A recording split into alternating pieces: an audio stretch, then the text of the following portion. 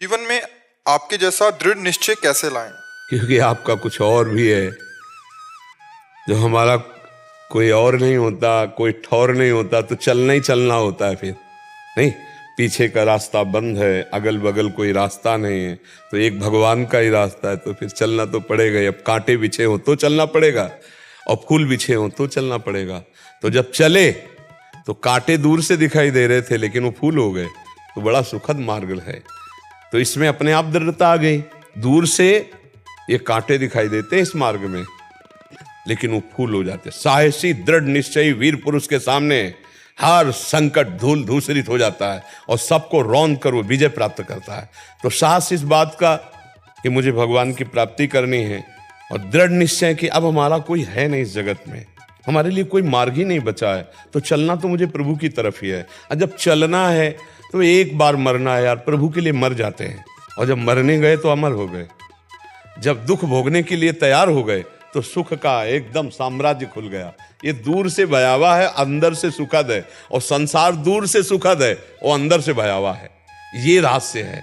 संसार दूर से लुभावना लगता है, सुखद लगता है, पर परिणाम में बड़ा दुखद है, अंदर बड़ा दुख है।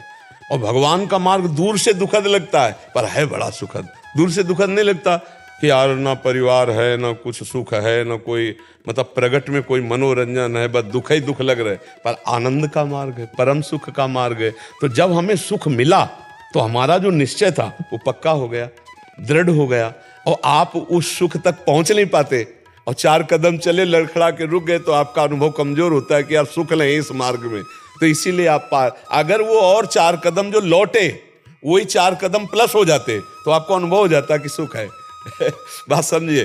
जैसे हम गंगा स्नान कर ले गए, अब 2 किलोमीटर चले, 4 किलोमीटर गंगा जी थी, 2 किलोमीटर के बाद हार गए कि यार अब तो नहीं जा पाएंगे, फिर 2 किलोमीटर लौट आए, तो वही 2 किलोमीटर यदि हम प्लस आगे चल देते तो गंगा नहा लेते।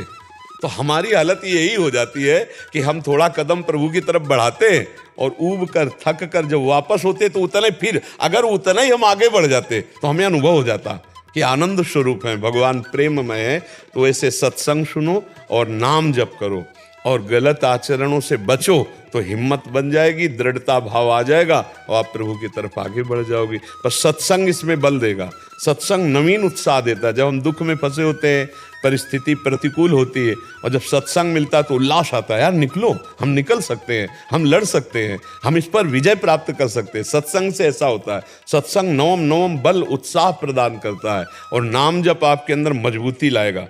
जितना आप नाम जप करोगे उतने मजबूत होगे। भजनानंदी ही मजबूत होता है, उसी के पैर डगमगाते नहीं। माया का जहाँ आकर्षण आता है तो अच्छे अच्छे डगमगा जाते हैं। जितना भजन आपका जोर का होगा, जितना सत्संग होगा, उतने ही आप मजबूत साधक होंगे। जहाँ कदम रखेंगे सॉलिड मजबूत, कि आपके कदम को कोई हटा न सके। वही वीर बहादुर भगवान के मार्ग में चल पाता है। नहीं ऐसी माया मोह की आंधी आती, ये सब लौट करके फिर उसी संसार में रमण करने लगते हैं।